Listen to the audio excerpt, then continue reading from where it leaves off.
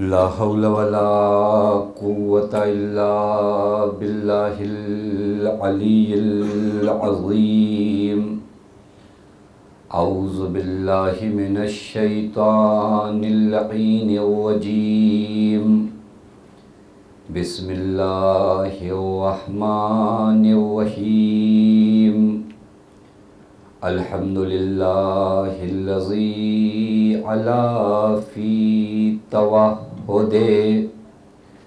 ودنا في تفرده وجل في سلطانه وعظم في أركانه وقهر جميع الخلق بقدوته وبرهانه ثم الصلاة والسلام على أشرف الأنبياء والمرسلين حبيب إله العالمين مولا ومولى الثقلين جد الحسن والحسين مولانا أبي القاسم محمد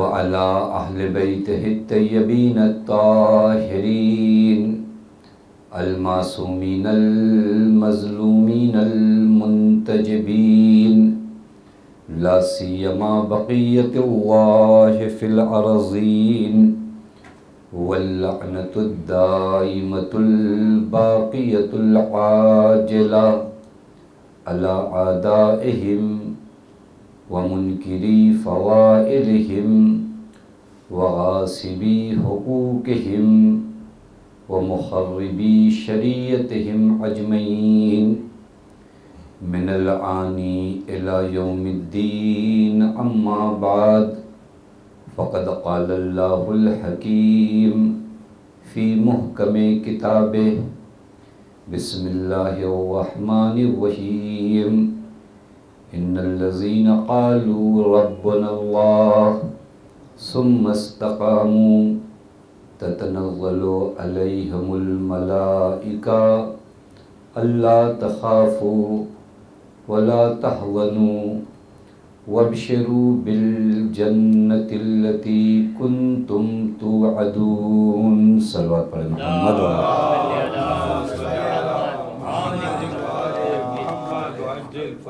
ایک مرتبہ سورہ حمد 3 مرتبہ سورہ توحید کی تلاوت فرما کے مرحوم حاجی بچو بھائی بچولی مرحومہ فاطمہ خانو بچولی مرحوم حاجی سلیم بچولی مرحومہ صالحہ مرچن اور اس فیملی کے تمام مرحومین شبنیز بھائی مقادم مرحومہ شاہین بھائی پیار علی راغجی مرحوم شمیم بھائی امیر بھائی مرحوم سار بھائی ماسی وکیل فیملی مرچنٹ فیملی جملہ مومنین و مومنات کی روح کو ساتھ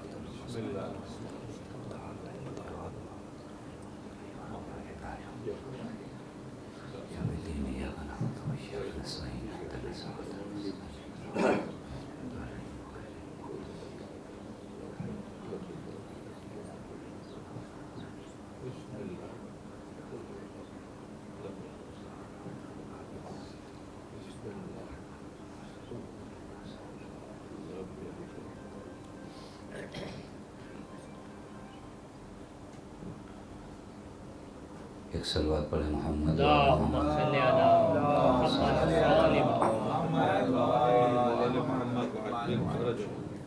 پروردگار عالم کا لاکھ لاکھ شکر ہے کہ اس معبود نے ہمیں اور آپ کو ان دنوں بارگاہ اہل بیت علیہم السلام میں حاضر ہونے کی توفیق عنایت فرمائی۔ مجلسیں ایک رزق ہے انسان کی روح کے لیے، اور کائنات میں جتنا رزق بھی، چاہے مادی رزق ہو چاہے معنوی رزق ہو، جیسے آپ زیارت کو جاتے ہیں یہ رزق ہے، رزق معنوی، آپ کھانا کھاتے ہیں یہ بھی رزق ہے، آپ نماز پڑھتے ہیں وہ بھی رزق ہے، آپ سچ بولتے ہو وہ بھی رزق ہے۔ ایک شخص تھا، اس نے امام کی خدمت میں کہا مولا میرے لیے دعا کریے۔ حضرت نے فرمایا اللہم ارزقہ صدق الحدیث و اداء الامانہ۔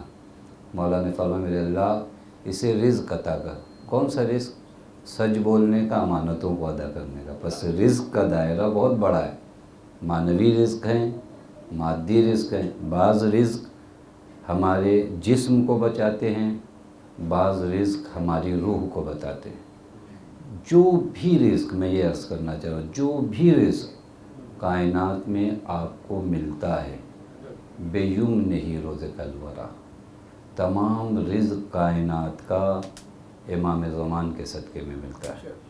یہ رزق مجلس جو ہمیں اور آپ کو ملا، یہ بھی صدقہ امام زمان ہے کہ حضرت کی توجہات خاص تھی۔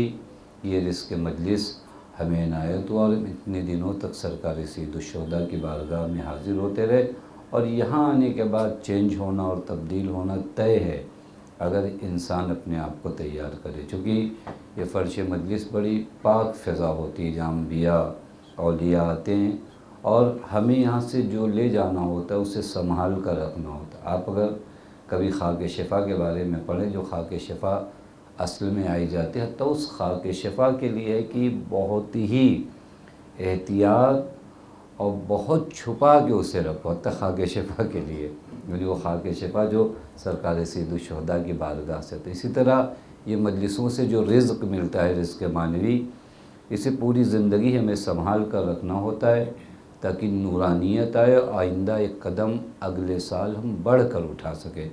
چونکہ جب آپ پرانے اسٹینڈرڈ کے لیسنس یاد کیے ہوں گے تو اگلے اسٹینڈرڈ میں انسان جاتا ہے۔ ہمارے یہاں بچوں کے اسکولوں میں رواج ہے کہ اگر آپ نے فرسٹ کو پاس کیا ہے تو اس کا مطلب ساری چیزیں سمجھی ہیں، اور ابھی یہ دائرہ بہت بڑا ہے۔ یہ تو ابھی ہم لوگ جیسے معمولی سے مرحلے میں معرفت کے، وگرنہ ابھی یہ دائرہ بہت عظیم ہے۔ لہٰذا ان دنوں جن عناوین کا انتخاب کیا گیا، کوشش کی جائے کہ خود بیان کرنے والا اور خود سننے والے دونوں کو اللہ تعالیٰ عمل کی توفیق عنایت فرمائے۔ آج کی اس آخری مجلس کا موضوع بھی بہت اہم ہے، جو موت اور اس کے بعد کے مراحل محشر تک۔ یہ دیکھیں خود ایک عنوان پوری زندگی کا عنوان ہے کہ موت اور اس کے بعد کے مراحل، کہاں تک ہم قبر میں جانے کے بعد، اس کے بعد کے کون سے مرحلے طے کرنے ہیں، اس کے بعد کن مرحلوں میں ہم سے کیا سوال کیا جائے گا۔ سب سے پہلی چیز تو اس مقام پر یہ یاد رکھنا چاہیے کہ ہمیں اس دنیا سے جانا ہے۔ بار بار انسان جس میٹیریل سے مل کر بنا ہے یہی بھول جاتا ہے۔ میتیں اپنی آنکھوں کے سامنے دیکھتے ہیں، قبرستانوں میں جاتے ہیں، حتیٰ تابوت اٹھاتے ہیں، لیکن ان تمام حالات میں ہمیں یہ نہیں سمجھ میں آتا کہ ہمیں بھی مرنا ہے۔ ایک اہم چیز جو انسان کی زندگی میں بہت اہم ہے، روایت میں ہے کہ حضرت امیر کائنات قبرستان میں تھے، حضرت نے کسی کے ہنسنے کی آواز سنی۔ قبرستان میں کوئی ہنس رہا تھا، حضرت نے فرمایا یہ کون ہنس رہا ہے؟ کیا اسے خبر نہیں ہے کہ موت اس کے بھی مقدر میں ہے؟ یعنی یہ عبرت کی جگہ تھی۔ یہاں پر جب ہم پہنچے تھے، ہم گئے تھے، تو ہم نے صرف انا للہ و انا الیہ راجعون کو دہرایا نہیں ہے، بلکہ ہم نے اقرار کیا ہے کہ یہ کائنات کی وہ حقیقت ہے جسے کوئی فراموش نہیں کر سکتا، اور ہمارا بھی انجام یہی ہے۔ آج جس کو یہاں تک ہم لائے ہیں، کل 4 لوگ ہمیں ان قبروں تک لے آئیں گے۔ یہ بہت اہم چیز ہے جس کا نام یاد موت ہے۔ اور دوسری طرف چونکہ یہ چیز ہو جائے گی تو ہم اپنے موضوع سے قریب آ سکیں گے۔ یعنی پہلا اسٹیپ جو طے کرنا ہے وہ یاد موت۔ موت ہماری زندگی میں یاد ہو، ہمیں پتہ ہو کہ ہمیں اس دنیا سے جانا ہے۔ حضرت امیر کا وہ مرحلہ جب جنگ صفین سے لوٹے اور اس کے بعد حضرت نے فرمایا یا اہل الدیار الموحشہ والقبور المظلمہ، اس کے بعد حضرت انتم لنا فرط سابق ونحن لکم تبع لاحق۔ حضرت نے ان قبروں میں سونے والے مردوں سے کیا کہا؟ تم پہلے گئے ہو، تمہارے بعد ہم آئیں گے۔ یعنی یہ ایک حقیقت ہے، ایسا نہیں ہے کہ کوئی بچ جائے گا، نہیں، انتم لنا فرط سابق، تم پہلے چلے گئے۔ वन्नहनु लकुम तबउल्लाइक, और हम बाद में आकर तुमसे मिलेंगे। यानी ये वो जगह है जिससे किसी को फरार नहीं है।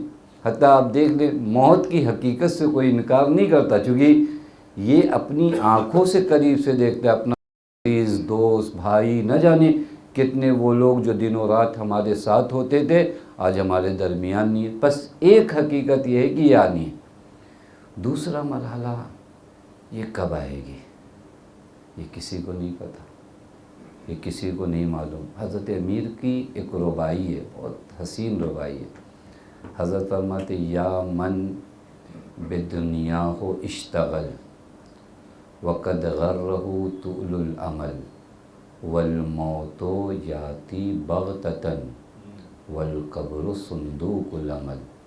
मौला फरमाते या मन बेदुनिया हो इश्तगल, ऐ वो इंसान जिसे दुनिया ने मसरूफ़ कर रखा है। या मन बेदुनिया हो इश्तगल, दुनिया ने मसरूफ़। देखें, अगर आपका कोई सामान किसी को चुराना हो ना, एक आदमी आपकी तवज्जो हटाता है, कोई आए वो आपकी तवज्जो हटा दे। जैसे ही एक्सीडेंट वगैरह भी जो होते हैं, अगर आप देखें, तवज्जो जब हटती है, हम रोड पर हैं, तवज्जो हटी, एक्सीडेंट हो गया। हम चल रहे हैं, तवज्जो हटी, कोई पत्थर आया, हमारे पैर में चोट लगी। तवज्जो जैसे ही हटती है, फोकस आपका जैसे ही हटा, वहीं से आपके साथ कोई हादसा पेश आता है। मौला फरमाती या मन बेदुनिया हो इश्तगल, ऐ वो इंसान जिसके फोकस को इस दुनिया ने ख़त्म कर दिया, यानी उसकी ज़िंदगी कहीं और थी। इस दुनिया की चकाचौंध ने क्या किया है, उसे अपनी जानिब खींच लिया है। वक़द गर्रहु तूलुल अमल, और बड़ी बड़ी आरज़ुओं ने उसे क्या किया है, धोखा दे रखा है। ये हो जाए, इसके बाद ये हो जाए, इसके बाद ये हो जाए। यानी ये तूलानी तमन्नाओं ने, आरज़ुओं ने तुझे क्या किया है, धोखा दे रखा है। अब क्या करें। वल मौत याती बग़ततन, मौत दरवाज़ा खटखटा के तो नहीं आती है। वल मौत याती बग़ततन, तू कहाँ है, तू मुतवज्जे नहीं है। और बड़ी बड़ी आरज़ुओं ने तेरी आँख पर एक पर्दा डाल रखा है। वल मौतो याती बग़ततन, अचानक मौत आ जाती है। वल कब्रो सुंदूकुल अमल, और तुझे उस कब्र के हवाले कर दिया जाता है जो तेरे अमल की संदूक है। देखिए, ये वाक़या अगर कभी इस पे तवज्जो फरमाएं, दुनिया ने मशगूल कर रखा है, बड़ी बड़ी आरज़ुओं में घिरे हुए हो, मौत आती है नागहानी, और तुम्हें उस जगह दे दिया जाता है जहाँ के लिए तुमने कुछ किया नहीं है, और वही तुम्हारे अमल की संदूक है।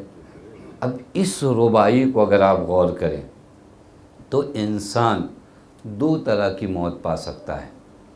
एक वो मौत जो नागहानी आ जाए, जिसके लिए मैंने कोई तैयारी नहीं किया है। एक मरतबा नहीं, जब मुझे याद रहेगा कि मुझे इस दुनिया से जाना है, तो अब मौत आ जाएगी नागहानी, लेकिन मैं तैयार हूँ। देखिए, ये जो अहले बैत अलैहिमुस्सलातु वस्सलाम का किरदार है, ये यही बताता है। तुम्हें नहीं पता, लेकिन तुम तैयार तो हो ना। ये हमारे यहाँ होता है, मुझे पता है कि मुझे सफ़र करना है। एक मरतबा कोई फ़ौरन कहे चले निकले, मैंने तैयारी नहीं किया, लेकिन एक मरतबा मैं तैयार होकर बैठा हूँ। कब कोई आए और कहे निकले तो मैं कहूँ चले। देखिए, दोनों में फ़र्क है। आपको एक बैग बुलाया जाए चलें, और आपने कोई तैयारी नहीं की, तो कभी ये पासपोर्ट भूले, तो कभी आप देखा होगा बाज़ लोगों को, इनको एयरपोर्ट पे याद आता है कि इनका पासपोर्ट छूटा हुआ है, क्योंकि ये जबकि ये सफ़र मालूम भी था इसे, और ये वाला सफ़र तो किसी को मालूम ही नहीं। इंसान घर से निकला, रोड पे हादसा हो गया, रोड से निकल कर आ रहा है, घर में हादसा हो गया। यानी याती बग़ततन, नागहानी आई। या आखिरी जुमला आप कह रहे हो, उसके बाद हो सकता है आप ये जुमला ना कह पाओ। अब अगर मैं अपने आप को तैयार करूं, तो फिर उसके बाद ये मौत जब भी आ जाए, मैं अमानों में एक जुमला कहूँ आपकी खिदमत में कि कायनात हज़रत अमीर पर कुर्बान हो जाए, वाहिद ज़ात है جس کے سر پہ ضربت لگی تو وہ اس قدر تیار تھا کہ اس نے کہا علی آج کامیاب ہو گیا. توجہ فرما رہے ہیں، یہ اس مولا کو ماننے والے ہم، اس امیر کائنات کی ہم پیروی کرنے والے، ہمیں توجہ نہیں دینا. بس پہلا مرحلہ کیا کرنا پڑے گا؟ اپنے آپ کو یاد دلاتے رہیں. اور جتنا یہ یاد موت ایک برکت ہے، یہ ٹاپک ہے، اس پہ بھی گفتگو ہو کہ اگر موت میری زندگی مجھے یاد رہے. یاد کا مطلب یہ نہیں کہ تسبیح لے کر ہم پڑھنا شروع کریں الموت الموت الموت، نہیں. ایسی تسبیح آپ صحیح زندگی اس وقت گزار پاؤ گے جب صحیح طریقے سے آپ کو موت یاد ہو. میں گھر میں ظلم نہیں کروں گا، کب؟ جب مجھے یاد ہو کہ اس کا مجھے جواب دینا ہے. میں معاشرے میں کسی کا دل نہیں دکھاؤں گا جب مجھے یاد ہو کہ مجھے اس کا جواب دے. دیکھیں جتنا موت یاد ہوگی انسان کو اتنا کائنات خوشگوار ہوتی جائے گی. لیکن موت جب فراموش کر دیا، آخرت کو جب انسان نے فراموش کر دیا، وہیں سے انسان طاغی ہوتا ہے، وہیں سے انسان سرکش ہوتا ہے. لہذا امام فرماتے ہیں ذکر الموت یمیت الشہوات ویقطع منابت الغفلہ. یہ موت یاد کرو نا تو موت بڑا کام کرتی ہے. پہلا کام یہ کرتی ہے، وہ شہوتیں جو تمہیں کبھی منصب کی طرف لے جاتی ہیں، کبھی مقام کی دوڑ میں لگا دیتی ہیں، جنہیں بھول کر تم ساری کائنات کو بھول جاتے ہو، یہ ذکر الموت یمیت الشہوات ان شہوتوں کو تمہارے وجود سے ختم کر دے گا. وَيَقْطَعُ مَنَابِتَ الْغَفْلَةِ. یہ یاد موت کیا کرے گا؟ وہ غفلت کا پودا جو تمہارے وجود میں بڑھ رہا ہے یہ اسے اکھاڑ پھینکے گا. اور پھر یہ یاد موت کیا کرے گا؟ یقوی قلبہ بمواعد اللہ. اللہ نے جو وعدہ کیا ہے نا کہ یہ کرو گے تو یہ دیں گے، یہ کرو گے تو یہ دیں گے، ہم کبھی کبھار ڈاؤٹ میں ہوتے، پتہ نہیں ملے گا نہیں ملے گا. مولا فرماتے یاد موت ان مواعد الہی کو تمہارے دل میں قوی کریں گی. وَيُطْفِئُ نَارَ الْحِرْصِ. وہ جو حرص کی آگ لگی ہوئی ہے نا، یہ یاد موت اسے بجھا دے گی. اور ایک یاد موت کا کام کیا ہونا؟ یحقر الدنیا. تمہاری نگاہوں میں دنیا کافی بڑی ہو چکی ہے. موت یاد کرو، دنیا تمہاری نگاہوں میں پست ہو جائے گی. اور جس کی نگاہ میں دنیا پست ہو گئی اس کے بارے میں حضرت امیر فرماتے ہیں کان لی اخن فیما مضی. گزشتہ زمانے میں میرا ایک بھائی تھا جس کی کوالٹی کیا تھی معلوم ہے؟ کان یعظمہ فی عینی. وہ علی کی نگاہوں میں بہت بڑا تھا. کیوں؟ چونکہ دنیا اس کی نگاہوں میں بہت چھوٹی تھی. آپ دیکھ رہے ہیں یہ یاد موت کا مرحلہ ہے کہ موت کی یاد انسان کو کہاں سے کہاں پہنچاتی ہے. اب اگر کسی کو موت یاد ہے، دیکھیے واقعاً یہ بہت مرحلہ وار ہے. میں پہلے موت پہ یقین سب کو ہے، یاد موت میں زندگی گزارتا ہوں، یہ ایک پرابلم ہے. ہر لمحہ بھول جاتا ہوں. تھوڑا سے خوشی آئی بھول گیا، تھوڑا سے آرام ہوا میں بھول جاتا ہوں. کبھی کبھار بعض حقوق اس وجہ سے میں ضائع کرتا ہوں، کوئی مجھے یقین ہی نہیں ہے کہ مجھے بھی موت آنی ہے. یہ یاد موت مجھے کیا کرے گی؟ حق کو، دین کو، خدا کی بندگی پر عمل کرنے کے لیے بار بار اکساتی رہے گی، فورس کرتی. یہ ہو گیا جسے موت یاد ہو. اب تیسرا اسٹیپ کیا ہوتا ہے؟ وہ موت کی تیاری میں لگتا ہے. جب انسان کو یقین ہو کہ اسے جانا ہے، آپ کو یقین ہو جائے کہ آپ کو پرسوں یہاں سے سفر کر کے جانا ہے تو آپ تیاری کرو گے. مجھے یقین ہو جائے کہ مجھے اس دنیا سے جانا ہے تو میں تیاری نہیں کروں گا، میں تیاری کروں گا. اور تیاری بھی کیسے کرنا ہے؟ ایک لمحہ آپ کی زندگی کا جو چلا جائے گا وہ واپس نہیں آئے گا. تیاری آپ حضرت فرماتے ہیں ما من یوم یاتی علی ابن آدم الا قال ذلک اليوم انا یوم جدید وَأَنَا عَلَيْكَ شہید. مولا فرماتے کوئی دن انسان کی زندگی میں ایسا نہیں ہے جو دن انسان سے خود یہ نہ کہتا ہو کہ میں یہ کل والا دن نہیں ہوں، وہ گیا. انا یوم جدید، میں ایک نیا دن ہوں. اب دیکھیے میں مثال دوں تو شاید آپ اس کو غور کریں. کبھی ہم دریا، بہتے ہوئے دریا کے کنارے ہوں نا، وہاں پانی برابر، جو پانی آپ دیکھ رہے ہو نا وہ نہیں ہو گیا، لیکن چونکہ اتنا تیزی کے ساتھ وہ پانی گیا اور دوسرے پانی نے اس کی جگہ لے لی، تو ہم کہتے ہیں وہ دیکھو وہ پانی، وہ جو آپ نے دکھایا وہ پانی وہ نہیں ہے، وہ آگے گیا۔ اب جو آپ دکھا رہے ہو یہ دوسرا پانی ہے، لیکن اتنی تیزی سے دوسرے نے دوسرے کی جگہ لی کہ آپ سمجھیں۔ اسی طرح ہماری زندگی میں بھی یہ دن جو ابھی یہ لمحہ میں بول رہا ہوں یہ گیا، اس کے بعد ایک نیا لمحہ میری زندگی میں آ رہا ہے۔ انا یوم جدید، میں ایک نیا دن ہوں۔ وَأَنَا عَلَيْكَ شہید، میں کل قیامت میں گواہی دوں گا، یعنی آج کا دن کل قیامت میں گواہی دے گا کہ یہ لوگ اس ٹائم کیا کر رہے تھے۔ کاش یہ دن گواہی دے اور اس وقت ہم فخر سے کہہ سکے کہ ہم کہاں بیٹھے تھے، فرش جسے امام حسین میں بیٹھے تھے۔ دیکھیں یہ دن گواہی دے گا، اور یہ دن کیا کہتا ہے معلوم ہے؟ فَافْعَلْ بِی خَیْرًا وَعْمَلْ بِی خَیْرًا، جتنا نیک کام ہو سکے آج کے دن کر لو۔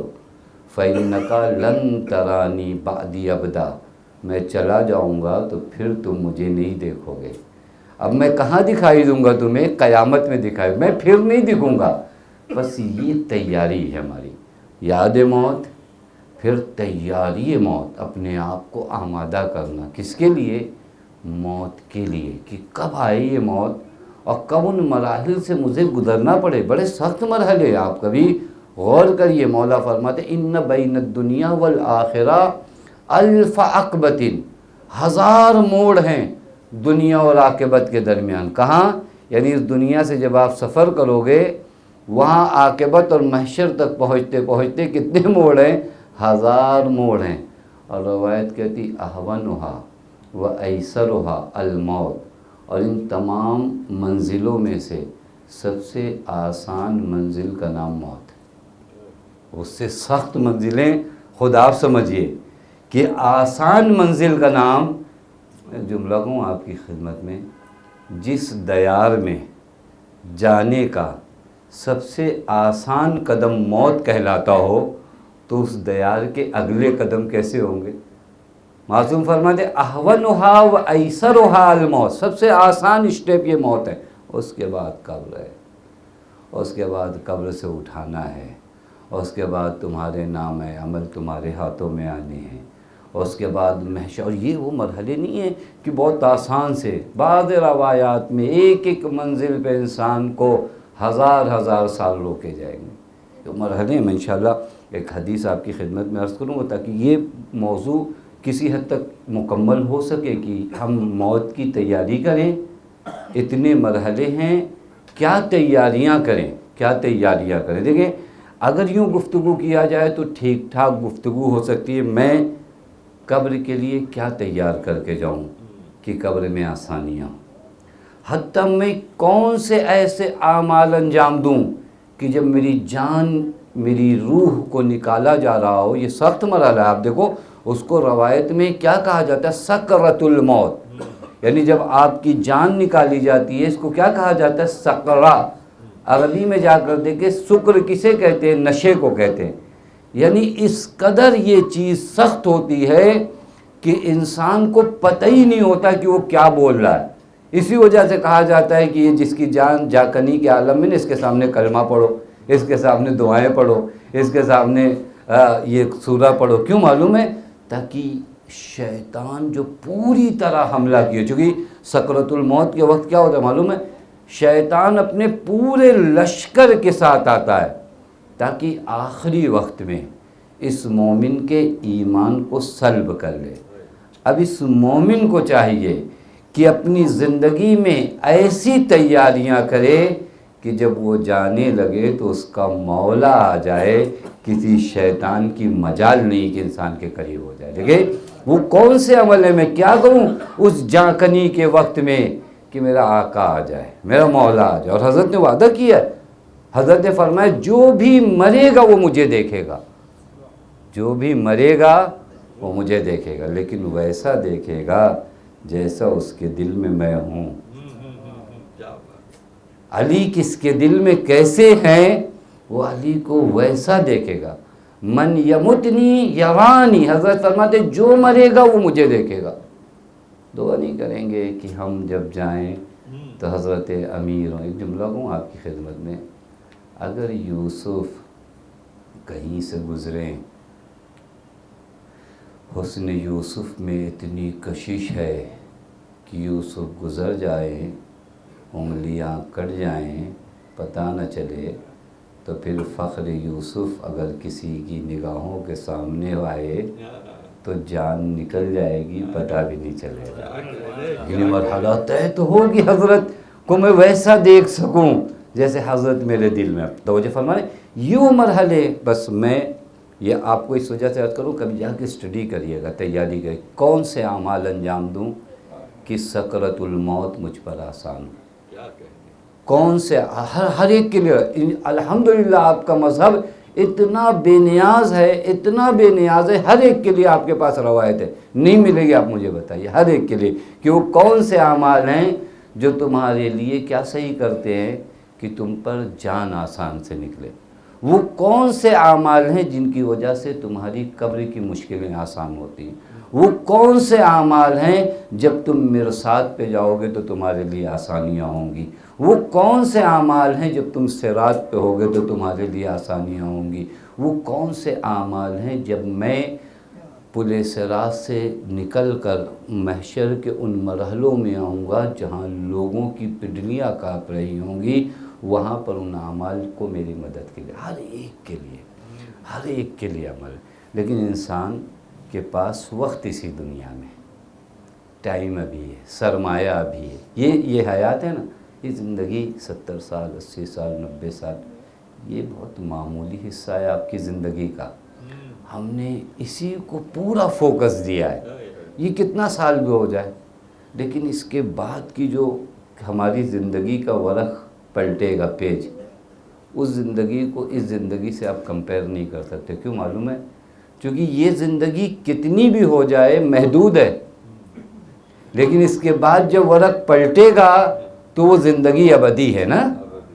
ابدی کا غیر ابدی سے کمپیئر نہیں کرتے. آپ دیکھو، آپ میکس میں پڑھیے کہ اگر یہ تعداد کتنی بھی بڑھ جائے، تعداد اگر ہے تو کہیں نہ کہیں تو ختم ہوگی، لیکن اگر اس کے بعد تعداد نہیں ہے تو تعداد کروڑوں میں بھی ہو جائے، لیکن جہاں تعداد نہیں ہے تو یہ تعداد والا کم ہو جاتا ہے، وہ غیر تعداد والا زیادہ ہو جاتا ہے. یہ زندگی کتنی بھی ہو جائے کیا ہے، ختم ہونے والی ہے. لیکن اس کے بعد کی جو زندگی ہماری شروع ہو رہی ہے وہ ختم نہیں، وہ ابدی زندگی ہے. اس کے لیے سرمایہ کہاں جمع کرنا ہے یہاں پر نہیں. مولا فرماتے ہیں، خدا کی قسم عجب موضوع ہے. مولا فرماتے آہ من قلت الزاد و طول السفر، میرے پاس سامان سفر کتنا کم ہے اور میرا راستہ کتنا طولانی ہے. دیکھیے، یہ ہم اس دنیا میں ساری پریکٹس کرتے ہیں. اگر ہم کو 2 دن کے لیے کہیں جانا ہو تو ہمارا بیگ چھوٹا ہوتا ہے، ہفتہ ہو بیگ تھوڑا بڑھ جاتا ہے، مہینے بھر کے لیے جانا ہے تھوڑا سا اٹیچی لے لیتے ہیں، 2 مہینے کے لیے جانا ہو ہمارا بیگ اور بڑھ جاتا ہے. کیوں بڑھتا ہے؟ سفر جتنا طولانی ہو سامان سفر اس سے میچ کرنا چاہیے نا. آپ کو جا کر پونا سے ریٹرن آنا ہے، آپ ایک چھوٹی سی بیگ لیتے ہو چلے جاتے ہو. لیکن اگر آپ کو 2 دن وہاں اسٹے کرنا پڑے، اس سے دور جانا پڑے، آپ کہتے ہیں نہیں 2-3 دن رکنا ہے اور ضرورت کا سامان لے لوں. بس دنیا کے سفر میں جتنا سفر طولانی ہو، لمبا ہو، سامان اتنا زیادہ ہے. آخرت کا سفر میں نے عرض کیا کہ ان بین الدنیا والآخرہ 1000 عقبۃ، اور ہر منزل پر ہمیں 1000 مرتبہ 1000 سال روکا جائے گا. کتنا سفر طولانی ہے. اب اس سفر کو سوچئے اور پھر اس کے مرتبہ اپنے سامان سفر کو دیکھیے، میچ نہیں کرتا.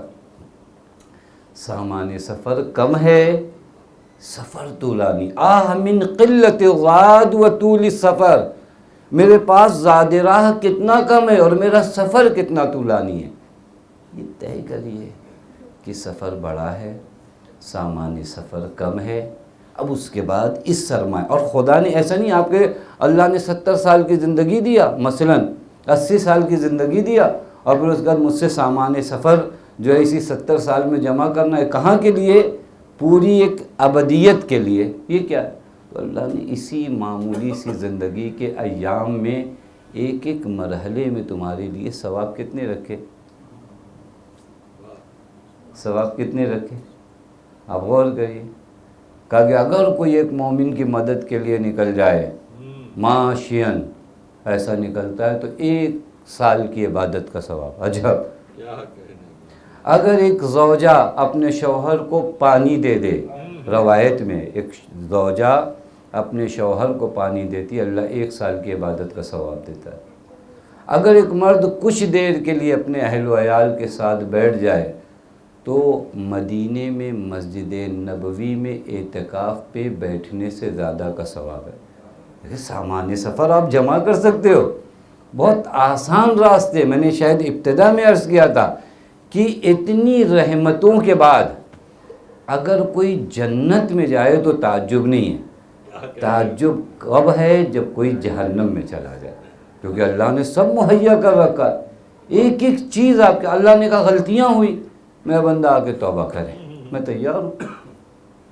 وہ چاہتا ہے راستے کو طے کرنا۔ دیکھیں ایک جملہ کہوں آپ کی خدمت، ایک مرتبہ آپ خود سے پہنچنا چاہو گے تو ٹائم لگے گا، لیکن ایک مرتبہ کو خدا میں تیرا وہ بندہ ہوں، بہت ضعیف ہوں، تو مجھے پہنچا، تو جب خدا کسی کو لے جاتا ہے تو پھر ٹائم نہیں لگتا۔ پتہ نہیں بات واضح نہیں واضح، لے جاتا ہے تو لمحوں میں لشکر یزید سے نکال کر لشکر حسین تک پہنچا جاتا ہے۔ خدا اتنی تیزی کے ساتھ لے جاتا ہے۔ خدا جناب حور کو لے آیا، خدا جناب حور ہدایت چاہتے تو خوب بہت، شاید آپ فزیکلی فاصلہ دیکھو تو بہت کم ہے، لیکن کردار کا فاصلہ دیکھو، ایک کہاں، ایک جہنم کا آخری طبقہ اور ایک جنت کا آخری طبقہ، دونوں میں اتنی تو فرق ہے، ایک جنت کی انتہا، ایک جہنم کی انتہا۔ خدا نے اس فاصلے کو کیسے طے کرایا؟ ایک لمحے میں جناب حر کے ذہن میں یہ ڈالا کہ حر فیصلہ کرو کہ یہ فرزند رسول ہے، یہ حق پر ہوگا یا وہ ملعون حق پر ہوگا۔ حر نے فیصلہ کیا، وہ جو صدیوں اور ہزاروں سال کا فاصلہ تھا خدا نے لمحوں میں طے کرایا۔ ہم بھی یہ راستہ طے کر سکتے ہیں، لیکن ہم اپنے آپ کو تیار کریں۔ میں وہ روایت آپ کی خدمت میں، چونکہ آج آخری مجلس، میں فقط آج روایت کا ترجمہ کر دوں اور آپ دیکھیں تیاری کیا کرنا ہے۔ پیغمبر کی یہ روایت بڑی حسین روایت ہے، چونکہ میں چاہ رہا تھا کہ یہ روایت آپ کو ہدیہ کروں، کہ یہ روایت ہم جب ان منزلوں کو طے کریں تو کیا کیا کرنا ہے۔ روایت کہتی ہے ایک شخص نبی اکرم کے پاس آیا، فقال له اتأذن لی ان اتمنى للموت۔ اس نے رسول دیکھا، یا رسول اللہ آپ مجھے اجازت دیتے ہیں کہ میں موت کی تمنا کروں؟ میں کیا کروں؟ موت کی تمنا کروں۔ اب یہ وہ شخص نہیں ہے جو زندگی سے گھبرایا ہوا اور موت کی تمنا کرنے کو کہہ رہا ہے، کیا آپ مجھے اجازت دیتے ہیں کہ میں موت کی تمنا کروں؟ رسول نے فرمایا الموت شیء لا بد منہ، موت ایک حقیقت ہے، وہ تو آنی ہے، اس سے کوئی راہ فرار نہیں ہے، یہ تو سب کو آنی ہے، آپ تمنا کرو نہیں تمنا کرو۔ میں نے عرض کیا موت آنی ہے، چاہے آپ توجہ رکھو چاہے توجہ نہ رکھو، توجہ رکھو گے تو آپ کا فائدہ ہے، وگرنہ آنا تو سب کو ہے۔ میں اگر موت کو بھلا بیٹھوں تو مجھے موت نہیں آئے گی؟ نہیں، مجھے بھی آئے گی۔ جس کو موت یاد ہے اسے بھی آئے گی، جو بھلا بیٹھا ہے اس کے لیے سخت ہو جائے گا، جو یاد کیے بیٹھا اس کے لیے آسان ہو جائے گا، آنا تو دونوں کو ہے۔ مولا نے فرمایا پیغمبر الموت شیء لا بد منہ، موت ایک حقیقت ہے، آنی ہے۔ وسفر طویل، اور پیغمبر نے فرمایا سفر بھی کافی طویل ہے۔ ینبغی لمن اراد موت ان یرفع عشر ہدایا، یہی تیاری ہے۔ میں فقط ترجمہ کروں، انشاءاللہ آپ کبھی اسٹڈی کریے گا۔ پیغمبر فرماتے ہیں جو انسان موت کے لیے آمادہ ہے اس کو چاہیے کہ 10 ہدیے تیار کرے، 10 گفٹ۔ کتنی؟ 10 گفٹ، 10 لوگوں کے لیے، اور ہر کے لیے 4، تو ملا کے 40 گفٹ ہے۔ تو جو فرما رہے ہیں، اور اگر تفصیل سے پڑھا جائے تو 40 مجلس ہے۔ موت کی تمنا کرو، آنی ہے، اچھا ہے، دور کا سفر ہے، 10 لوگوں کے لیے گفٹ لے کر جانا ہے۔ کتنے لوگ؟ جب آپ سفر پہ جاتے ہیں، جب لوٹ کر جاتے ہیں تو گفٹ لے کر جائیں۔ 10 لوگوں کے لیے گفٹ لے جانا ہے، اور ہر آدمی کے لیے 4۔ اب سنیے، ایرفع 10 ہدایا، پیغمبر نے فرمایا 10 ہدیے لے جاؤ۔ فقال، راوی نے کہا ما ہی، وہ ہدیے کیا ہے یا رسول اللہ؟ پہلا ہدیہ، یہ دیکھیے تیاری موت ہے، یہ در حقیقت ان منزلوں کو بھی بتایا جا رہا ہے، ان منزلوں پہ کیسے گزرنا ہے۔ پہلی گفٹ ہدیت و اسرائیل، وہی موت کے وقت کون آئے گا؟ جناب اسرائیل آئیں گے، روح قبض، یہ پہلا مرحلہ ہے نا جاکنی کا۔ یہ پہلا ہدیہ تمہیں تیار کرنا ہے، کس کے لیے؟ جناب اسرائیل کی۔ یہ تیاری ہدیہ کیا ہوتا ہے؟ ہم جناب اسرائیل کو پیش توڑی نہیں کرنے والے، یہ تیاری ہے اپنی موت کی۔ ہدیت و اسرائیل، 4 ہدیے۔ دیکھیں تیاری کہاں تک ہم لوگوں کی۔ وہ کون سا ہدیہ ہے؟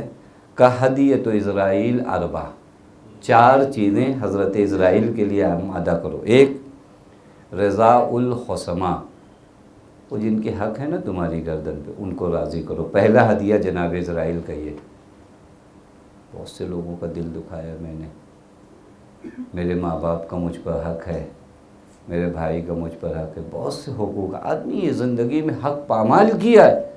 پہلا ہدیہ، پہلی تیاری جو جناب اسرائیل کے مرحلے سے کرنا ہے، وہ اپنے ان لوگوں کو راضی کرنا جن کا میری گردن پہ حق ہے۔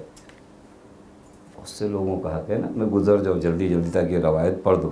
وَقَضَاءُ الْفَوَائِدِ، دوسرا ہدیہ کیا ہے معلوم ہے؟ جناب اسرائیل کا 4 ہدیہ ہے۔ دوسرا ہدیہ، وہ جو نمازیں چھوٹی ہیں، وہ جو روزے چھوٹے ہیں۔ خوب الحمدللہ مجلس امام حسین میں آتے آتے میرے اندر اتنی بیداری آئی کہ میں کل تک نماز نہیں پڑھتا، تب سے نماز پڑھنے لگا۔ لیکن میری نمازیں بھی تو چھوٹی ہیں نا، میرے روزے بھی تو چھوٹے ہیں نا، میں ان چھوٹی ہوئی نمازوں کو ادا کروں، قضا کروں۔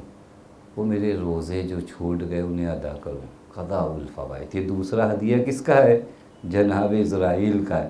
یعنی جو واجبات مجھ سے چھوٹ گئے، اور میں آپ کی خدمت میں عرض کروں، گھبرائیے نہیں، آپ کا کام سچے دل سے ارادہ کرنا ہے، اس ارادے میں کامیاب کرنا خدا کا کام ہے۔ آپ کو نہیں اب میری 15 سال کی نماز ہے، خوب آپ 15 سال کی نماز ہے تو جتنی حیات ہو اتنا تو پڑھیے جہاں تک کر سکتے۔ خدا دیکھے تو یہ میرا بندہ ادا کرنا چاہ رہا تھا، پھر نہیں ادا کر پایا تو خدا معاف کر دے گا۔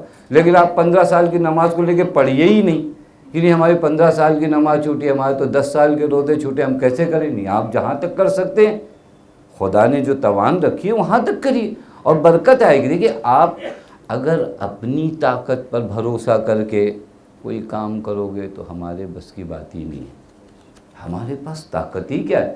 ہم اپنی طاقت پہ بھروسہ کر کے تو اپنا گلاس بھی نہیں اٹھا سکتے۔ ایک طاقت ہے جو مدد کرے گی کہ اگر یہ میرا بندہ چاہتا ہے تو میں اس کی مدد۔ بس دوسرا ہدیہ کیا ہے؟ قضاء الفوائد۔ تیسرا ہدیہ جناب اسرائیل کے لیے الشوق الی اللہ، خدا کی نسبت شوق ہو انسان، یعنی عاشق ہو خدا کا، یہ ہدیہ جناب اسرائیل ہے۔ اور چوتھا ہدیہ جناب اسرائیل کا التمنی للموت، موت کی تمنا، یعنی آرزو ہو مرنے کی، مجھے جانا ہو، یعنی ایسا نہ میں بیزار ہوں، ارے کیا ہوگا کیسے ہوگا۔ یہ 4 ہدیے کہاں لے جانے ہیں؟ جناب اسرائیل، یہی تیاری بھی ہے، یہی مرحلے بھی۔ دوسرا ہدیہ ہدیت القبر، جب جناب اسرائیل نے روح قبض کر لیا تو اس کے بعد کون سی منزل ہے؟ قبر کی۔ قبر کے لیے کیا 4 ہدیے لے کر جائیں؟ فرماتے ہیں کہ ترک النمیمہ، قبر کا پہلا ہدیہ جو قبر میں آپ کو لے جانا ہے، وہ چغل خوری سے اپنے آپ کو دور رکھیں۔ ان کے گھر کیا ہوا تھا، انہوں نے یہ کہا تھا، ایسا کہا تھا۔ ہم لوگوں نے تو اتفاق سے زبان پر ایک گفتگو کیا آپ کی خدمت میں، کہ زبان کو کنٹرول میں رکھا جائے، مومن کی آبرو ریزی نہ کیا جائے، مومن کی چغل خوری کر کے کیا فائدہ۔ ترک النمیمہ، یہ پہلا ہدیہ۔ وَإِسْتِبْرَاؤُهُ مِنَ الْبَوْلِ، نجاست سے اپنے آپ کو دور کرنا، یعنی وہ جو استبراء کرنا ہوتا ہے۔ کبھی کبھی آدمی لاؤبالی ہو جاتا ہے، نہیں کیا ہوا، کہیں تو نہیں ہے، کہیں تھوڑا سے دیکھیں دونوں طرف سے وسوسہ بھی نہ آئے، اتنا نہ ہو کہ گھر کی پوری ٹنکی خالی ہو جائے اور آپ پاک نہ ہوں، اور ایسا بھی نہ ہو کہ کہیں سے بھی چھیٹ اڑے آپ نے، نہیں کوئی بات نہیں، یہ تھوڑا بیچ میں آنا پڑے۔ بعض لوگ اس قدر نل سے اپنے ہاتھ کو طہارت کرتے ہیں کہ وہ بھی گناہ ہو جاتا ہے. معلوم ہے وہ پانی آپ جو باہر ہو گناہ ہے, زبردستی کا پانی باہر, وہ وسوسہ ہے. اللہ سے دعا کرے انسان کی وہ وسوسے کا شکار نہ ہو. تیسرا ہدیہ قبر کا کیا معلوم ہے؟ قراءۃ القرآن, قرآن کی قرأت. یہ قبر کا ہدیہ ہے. یہ قبر کا, میرے پاس اگر وقت ہوتا تو میں بہت تفصیل سے آپ کی خدمت میں, لیکن یہ عرض کیا کہ یہ ایک روایت ہے, ہدیہ ہے, خود ہماری جانب سے ہدیہ ہے جو امام کے واسطے سے ہم آپ کو پیش کریں کہ ایک مرتبہ کام کریے کہ یہ تیاریاں ہوئی یا نہیں ہوئی. اسرائیل یعنی جب میرے اوپر موت لینے آئے, میری روح لینے آئے, اس وقت کی کیا تیاری ہے؟ 4 ہدیے. قبر میں جب مجھے بھیجا جائے تو 4 ہدیے, اس میں تو چوتھا ہدیہ کیا؟ صلاۃ اللیل. قبر کا ایک ہدیہ کیا ہے؟ صلاۃ اللیل. یہ ہو گیا مرحلہ. اب قبر میں جانے کے بعد کیا ہوتا ہے؟ منکر اور نکیر آئیں گے. وہ ہدیہ تو منکر نکیر, منکر و نکیر کا ہدیہ کیا ہے؟ وہ بھی 4 ہے. ان کے لیے کیا لے جانا ہے؟ صدق اللسان. پہلا ہدیہ منکر و نکیر کا کیا ہے؟ آپ کی زبان صادق ہو. وہاں سوال جواب ہوگا نا. صدق اللسان, زبان کیا ہو؟ صادق ہو. ترک الغیبہ, زبان سے غیبت نہ ہو. یہ ہدیے. وقول الحق. یہ دیکھیں منکر و نکیر کے جتنے ہدیے ہیں نا, 3 اس میں سے زبان کے.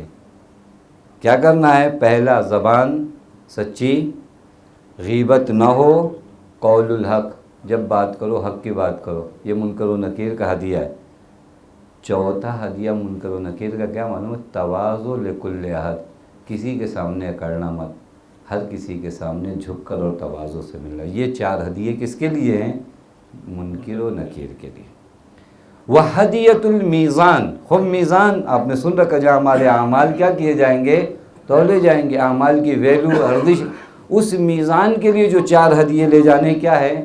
اس پہ بھی گفتگو ہے. کظم الغیظ, غصے کو قابو میں رکھنا. یہ میزان کا ہدیہ ہے.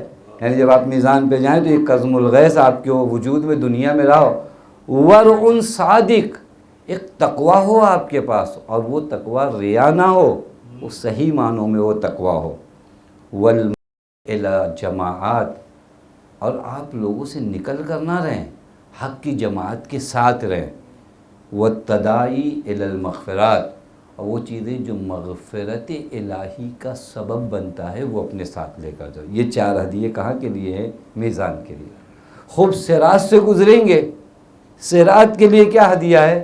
وہ ہدیۃ الصراط 4, اس کے بھی 4 ہدیے. ایک اخلاص العمل, مجلس میں آ رہے ہو, مجلس پڑھ رہے ہو, مجلس کرا رہے ہو, جو بھی کر رہے ہو, خلوص عمل ہونا چاہیے. اللہ تعالیٰ سے دعا کرتے ہیں کہ بانیان کو توفیق دے, انشاءاللہ ان کی نسلوں میں نیک عمل جاری و ساری رہے, اور ہم سب کو خلوص دل سے آنے کی توفیق ملے. ہر مجلس میں ہم کو فرق نہیں پڑے کون مجلس کر رہا ہے, ہم کو خلوص دل. کیونکہ حضرت کیا دیکھتے ہیں, کہاں جا رہے ہو یہ معنی نہیں ہے, کس نیت سے جا رہے ہو یہ بہت ویلیو رکھتا ہے.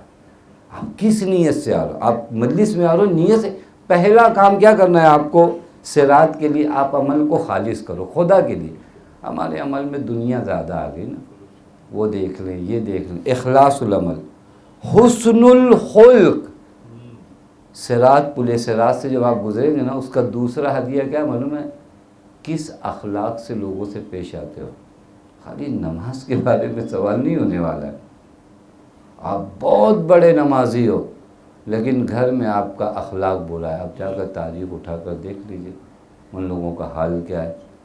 ساری نمازیں منہ پر مار دی جاتی ہیں جن کا اخلاق صحیح نہیں ہو. ہم کو لگتا ہے 2 رکعت ایکسٹرا پڑھنے کے بعد مسئلہ حل ہو جائے گا, نہیں حل ہونے والا. یہ حسن الخلق ضروری ہے, حسن الخلق.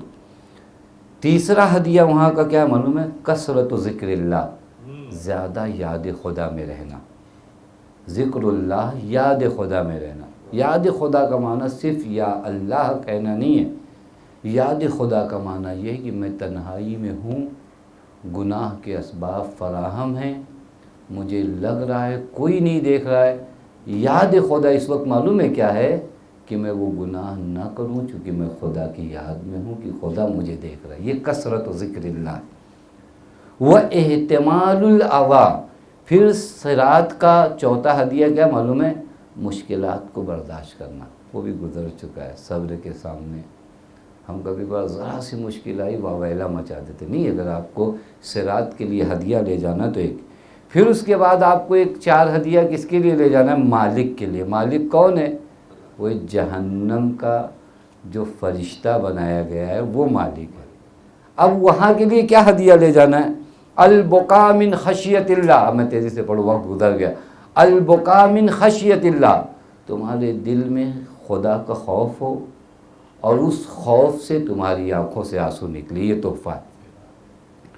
وصدقۃ السر، وہ جو تم نیک کام، صدقہ کا لفظ فقط وہی صدقہ نہیں آتا جو ہم لوگوں کے یہاں رائج ہے. صدقہ ہر طرح کی نیکی جو آپ لوگوں کے لیے کرتے ہو. وہ جو تم کسی کی مدد کرو نا، یہ مدد جو چھپ کے کی جاتی ہے، یہ ہدیہ ہے جہنم کے اس ملک کا. وہ چپ چاپ دیا، پتہ نہیں چلا. ترک المعاصی، گناہوں سے اپنے آپ کو دور رکھنا. معلوم ہے جہنم کے ملک کے لیے ایک اور ہدیہ ہے، بر الوالدین، ماں باپ کے ساتھ نیکی. دیکھیے یہ مرحلے بھی ہیں اور ان مرحلوں کا علاج بھی ہے. بر الوالدین، ماں باپ کے ساتھ نیکی. کیسے پیش آ رہے ہو ماں باپ کے ساتھ؟ اب بریکٹ میں ایک جملہ کہوں، بر الوالدین صرف ان کی زندگی میں نہیں، مرنے کے بعد بھی بر الوالدین. یہ جیسے ہم لوگ مجلسوں کراتے ہیں، اپنے والدین کے نام کو اِصال کرتے ہیں، ان کے نام، یہ بر الوالدین میں آتا ہے. یہ ماں باپ کو فراموش نہ کرو. کون ہے ماں باپ ہمارے اس دنیا میں؟ نہیں، ہم 4 مرتبہ صلوات پڑھ کے ان کو نہیں ہدیہ کر سکتے. اتنا بھی ٹائم نہیں، مدت گزر جاتی. برسی آنے کے 2-4 دن پہلے یاد آتا، ارے ابا کی مجلس کرانا، یہ تو نہیں ہوا. میرے والد میری والدہ کا مجھ پر احسان ہے، میں دن بھر میں 2 مرتبہ 3 مرتبہ ان کے لیے درود نہیں پڑھ سکتا، میں سورہ حمد نہیں پڑھ سکتا. یہ بر الوالدین، ان کی زندگی میں بھی ان کے ساتھ نیک رہو، وہ جب اس دنیا سے چلے جائے تو بھی ان کے ساتھ نیکی میں کوتاہی نہیں کرو. یہ ہدیہ. 4 ہدیے جو آپ کو رضوان کے لیے لے جانے. رضوان کون؟ وہ جنت کا فرشتہ. اس کے لیے کیا لے جانا ہے؟ الصبر علی المکارہ، سختیوں پہ جو آپ نے صبر کیا ہے نا، وہ جنت کے رضوان کا ہدیہ ہے. والشکر علی نعمہ، نعمت خدا پہ جو آپ نے شکر کیا ہے، وہ جنت کے رضوان کا ہدیہ ہے. وانفاق المال فی طاعتہ، اللہ کی اطاعت میں جو تم نے انفاق مال کیا ہے، وہ جنت کا ہدیہ ہے. وحفظ الامانہ فی الوقف، اور وہ جو امانتیں تمہارے پاس تھیں ان کی جو حفاظت کیا ہے، یہ جنت کے رضوان کا ہدیہ ہے. پھر اب اس کے بعد کس کا ہدیہ آتا؟ ہدیۃ النبی صلی اللہ علیہ وآلہ وسلم.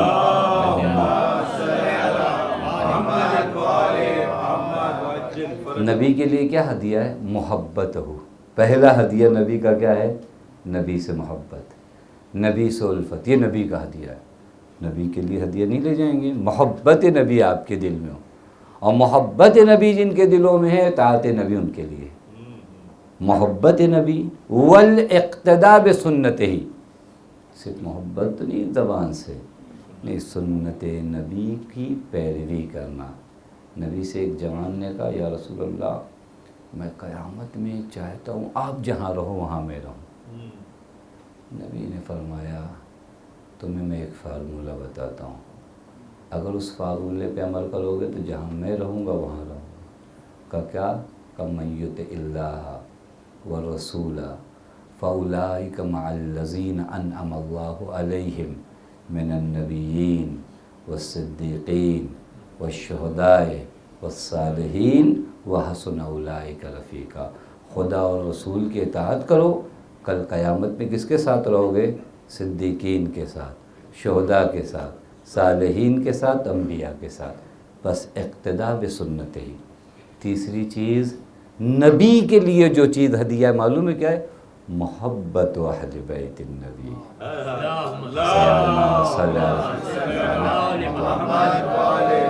نبی کے اہل بیت کی محبت، یہ آپ نبی کے لیے ہدیہ لے جا رہے ہو. یہ آپ بیٹھے ہو آپ مجلس میں، یہ وہی محبت اہل بیت ہے، یہ ہدیہ ہے نبی کے لیے. یا رسول اللہ، ہم آپ کی، اچھا آپ مجھے انصاف سے بتاؤ، نبی کے لیے آپ ہدیہ لے جاؤ گے اور نبی آپ کو یوں چھوڑ دیں گے؟ نبی تو کریم ہے، دشمنوں کے لیے نبی اکرم کریم ہیں، تو جو نبی کے لیے تحفہ لے جائے، یا رسول اللہ میں تحفے میں محبت امام حسین آپ کے لیے لایا ہوں، نبی کہیں گے تم محبت حسین ہمارے لیے لائے ہو، ہم تمہارے لیے جنت میں شفاعت کریں گے۔ یہ محبت اہل بیت النبی۔ چوتھا ہدیہ نبی کا وہ بھی بہت اہم ہے، حفظ اللسان عن الفحشاء، اپنی زبان کو گندی چیزوں سے بچاؤ۔ یہ نبی کا ہدیہ ہے۔ نبی کا ہدیہ کیا؟ فحشاء سے بچانا اپنی زبان کو۔ صاحب آئے تطہیر کے پاس جا رہو، تمہاری زبان پر گالی، یہ نہیں ہوا۔ بلکہ برعکس میں آپ کو بتاؤں، وقت نہیں رہے گا، معاف کریے گا تھوڑا سا 1-2 منٹ اگر زیادہ ہو جائے تو، یہ درود جو آپ پڑھتے ہو نا، یہ درود وہ چیز ہے کہ روایات میں ہے کہ تمہارے وجود سے خوشبو اٹھتی ہے۔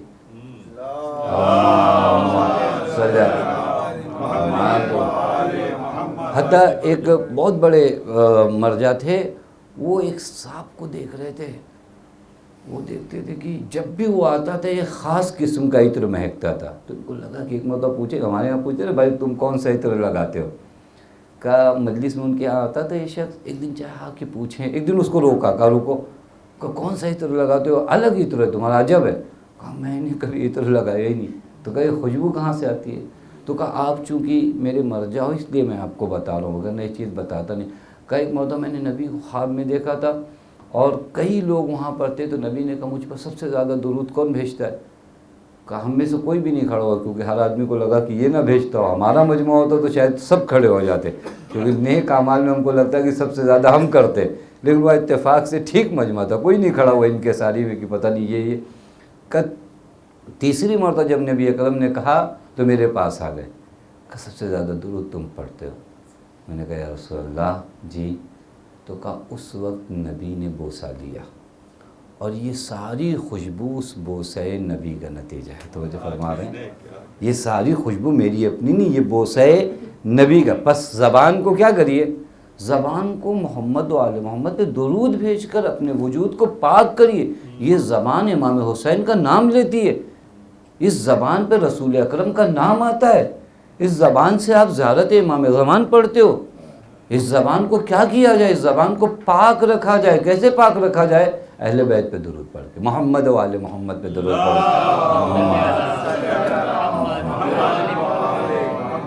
کے۔ وہ آخری 4 ہدیے جو آپ کو اور لے جانا، ہدیت اللہ، ہدیہ۔ اس سے پہلے ایک ہدیہ میں بھول گئے، ہدیہ جناب جبریل، وہ کیا ہے؟ قلت العقل، کم کھانا، قلت النوم، کم سونا، مداومت الحمد، زیادہ حمد خدا کرنا، وقلت الکلام، اس پہ بھی گفتگو ہو چکی ہے، کم بولنا۔ وہ 4 ہدیہ جو خدا تک لے جانا، وہ کیا ہے؟ الامر بالمعروف، ہمیشہ نیکیوں کی جانب لوگوں کو بلانا، والنہی عن المنکر، یہ خدا کے دین کی مدد ہے نا، جب آپ لوگوں کو نیکیوں کی جانب بلاتے ہو۔ نہیں عن المنکر، لوگوں کو برائیوں سے کیا کرنا؟ روکنا۔ والنصیحہ للخلق، اللہ کی مخلوق جو ہے نا پوری دنیا، اس مخلوق کی نسبت خیر خواہ بننا، ان کا دشمن مت بننا۔ مخلوق خدا کی نسبت کیا بنو؟ خیر خواہ بنو۔ والرحمہ علی کل احد، اور جو بھی ہو نا اس سے جو تمہارا معاملہ ہو رحمت کی بنیاد پر ہو، چونکہ خدائے رحیم کے لیے ہدیہ لے جا رہے ہو تو کیا لے جاؤ گے؟ اس کی مخلوق سے محبت کرنا، اس کی مخلوق سے اچھے سے پیش آنا۔ یہ وہ ہدیے ہے جو ہم اپنی زندگی میں تیار کر سکتے ہیں۔ بس چیک کریں کہ یہ ہدیے تیار ہوئے یا نہیں ہوئے، رحمت لکل احد ہوا یا نہیں ہوا، نصیحہ فی الخلق ہے یا نہیں ہے، امر بالمعروف اور نہی عن المنکر ہے یا نہیں۔ یہ ہدیے انسان تیار کرے، اطمینان کے ساتھ بیٹھے اور کہے کہ اب مجھے فکر نہیں ہے، چونکہ میں نے اپنے ائمہ کی باتوں پہ عمل کیا ہے، اگر میں نے اپنے عہد کو پورا کیا ہے تو میرا مولا اپنے وفا کو ضرور پورا کرے گا۔ وہ کب خلاف وعدہ عمل کرتے؟ انہوں نے کبھی خلاف وعدہ عمل کے بس عزیزو ان دنوں آپ کی خدمت میں سما خراشیاں ہوئی، لیکن یہ وہ در اہل بیت ہے جہاں کسی کو اللہ تعالیٰ بلاتا ہے، موقع دیتا ہے، انسان کے وجود کو پاک کرتا ہے۔ مصائب کربلا، انسان کی آنکھوں سے آنسو کا بہنا، یہ انسان کی طہارت کا سبب بنتا ہے۔ آخری مجلس ہے، میں سوچ رہا تھا کہ آج کس کا مصائب پڑھوں، لیکن دل بار بار ایک 4 سالہ بچی کی جانب جاتا ہے، چونکہ یہ جو مہینہ ہے اسی بی بی کی شہادت کا مہینہ ہے۔ کل میں نے آپ کی خدمت میں عرض کیا تھا، جب وہ صحرا میں چھوٹ گئی تھی تو سر امام حسین آگے نہیں بڑھا کہ سجاد میری بیٹی چھوٹی ہے، لیکن ارباب اعضاء اسی بیٹی نے پورے راستے، خدا نہ کرے کسی بیٹی پہ یہ وقت آئے کہ اس کے باپ کے سر پہ پتھر مارا جائے اور بچی بابا کے سر کو دیکھتی رہے، بچی بابا کے سر کو دیکھتی رہے۔ ارباب اعضاء ایک وقت عجیب ہے، میں آپ کی خدمت میں عرض کروں، اب بھی صاحب اولاد ہو، بچیاں کس قدر محبت کرتی ہیں اپنے بابا سے۔ دربار یزید میں معلوم ہے کیا تھا، ایک طرف وہ ملعون شراب لے کر بیٹھا تھا، تشت میں حسین کا سر رکھا تھا، ایک لکڑی تھی جس کو خیزران کی لکڑی کہتے جس پہ کانٹے لگے ہوتے ہیں، اس چوب خیزران سے امام کے لبہائے مبارک کو مار رہا تھا۔ اللہ اکبر۔ بچی اپنے بابا کو دیکھتی ہے، میرے بابا، کبھی بھائی کو دیکھتی ہے، کبھی پھوپھی کو دیکھتی ہے۔ ارباب اعضاء اس دربار سے سکینہ کیسی گئی ہے مجھے نہیں پتا، کیونکہ باپ کے لبوں پر وہ ملعون چوب خیزران سے مار رہا تھا۔ اب جب شام کے زندان میں آئی نا، ہمیشہ اپنے بابا کو یاد کرتی تھی۔ پھوپھی سے کبھی کبھی پوچھتی تھی، پھوپھی اماں یہ پرندے کہاں جاتے ہیں؟ کب میری لاڈلی اپنے گھروں کو جاتے، پھوپھی اماں ہم کب جائیں گے؟ اللہ اکبر، بابا کہاں ہے میرا؟ عزیزو، ایک رات ایسی آئی ہے شام کے زندان میں جب یہ بچی بہت بے قرار ہو کر اٹھی ہے۔ ہمیشہ سکینہ بے قرار رہتی تھی، لیکن ایک شب بیوی بہت بے قرار ہو گئی۔ پھوپھی اماں میرا بابا کہاں ہے؟ میرا بابا مجھے لینا آیا تھا، میرا بابا نہیں ہے۔ ایک مرتبہ بچی کو گلے لگایا، جناب زینب نے بیٹی صبر کرو، بیٹی صبر کرو۔ نہیں پھوپھی اماں، میرا بابا مجھے لینے آیا تھا۔ جانتے ہو کیا مرحلہ آیا؟ ایک مرتبہ شور و غل مچا، نوحے ہوئے، لوگوں نے گریہ کرنا شروع کیا، یزید کے کانوں تک آواز گئی۔ معلوم ہے کیا کیا گیا؟ بچی کے سامنے باپ کے سر کو بھیج دیا گیا۔ اللہ، یہ شام کے زندان میں حسین کا سر آ رہا ہے۔ اب آپ تصور کرو، زینب کے سامنے حسین کا سر، سکینہ کے سامنے حسین کا سر۔ ایک مرتبہ جب سر آیا ہے نا، اب بی بی کا مرثیہ الگ تھا، باپ کے رخساروں پہ رخسار رکھ دیے۔ من الذی ایتمنی فی ھذا السن، اے میرے بابا مجھے بتا دو، ارے کس نے اس سن میں مجھے یتیم کر دیا؟ اے میرے بابا آپ کے رخسار زخمی کیوں ہے؟ اے میرے بابا آپ کے لبرہ زخمی کیوں ہے؟ یہ بین کرتی جاتی تھی، بین کرتی جاتی تھی۔ ایک مرتبہ فرماتی تھی، بابا میرے رخساروں کی جانب بھی دھیان دیجئے، ارے کربلا سے کوفہ، کوفے سے شام تک میرے رخساروں پہ تماچے مارے گئے۔ بس ارباب اعضاء بین کرتے کرتے کرتے وہ حسین کو رونے والی بچی خاموش ہو گئی۔ لگا یہ کہ سکینہ کو قرار آ گیا، لیکن عجب نہیں، عجب مرحلہ تھا جناب زینب کے لیے۔ خدا کی قسم زینب اور سجاد کی غربت پہ روئی ہے، ارے بچی اس دنیا میں نہیں رہی، اب عجیب مرحلہ تھا۔ ایک مرتبہ امام آگے بڑھے، بہن کو دیکھا، بہن اس دنیا میں نہیں ہے۔ عزیزو، جو علماء پڑھتے غسالہ کو بلایا گیا، غسالہ نے غسل دیتے دیتے چیخ ماری۔ چند جگہ ہیں جہاں غسل دینے والوں نے چیخ ماری ہے۔ ایک علی مرتضیٰ جب زہرا کو غسل دے رہے تھے، علی نے چیخ ماری تھی۔ آج غسالہ نے چیخ لگائی، ہائے اس بچی کو کیا ہو گیا تھا؟ اجرکم اللہ، خدا کوئی غم نہ دے سوائے غم آل محمد کے۔ جانتے ہو مرحلہ کیا آیا؟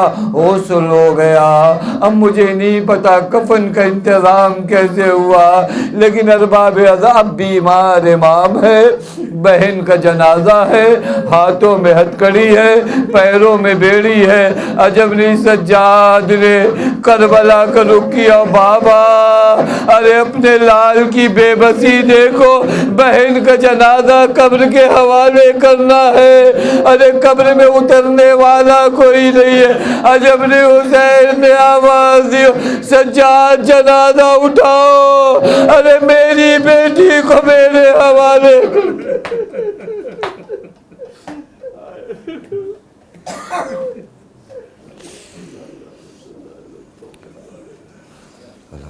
وَسَيَعْلَمُ الَّذِينَ ظَلَمُوا أَيَّ مُنْقَلِبٍ يَنْقَلِبُونَ إِنَّا لِلَّهِ وَإِنَّا إِلَيْهِ رَاجِعُونَ رَضًا بِقَضَائِهِ وَتَسْلِيمًا لِأَمْرِهِ۔ بار الہ تجھے تیرے حق کا واسطہ، آل محمد کے حق کا واسطہ، ہمیں جو بیماروں میں شفا کامل عاجل عنایت فرما، جو پریشان ان کی پریشانیوں کو دور فرما، جو مقروض ان کے قرض غیب سے ادا فرما۔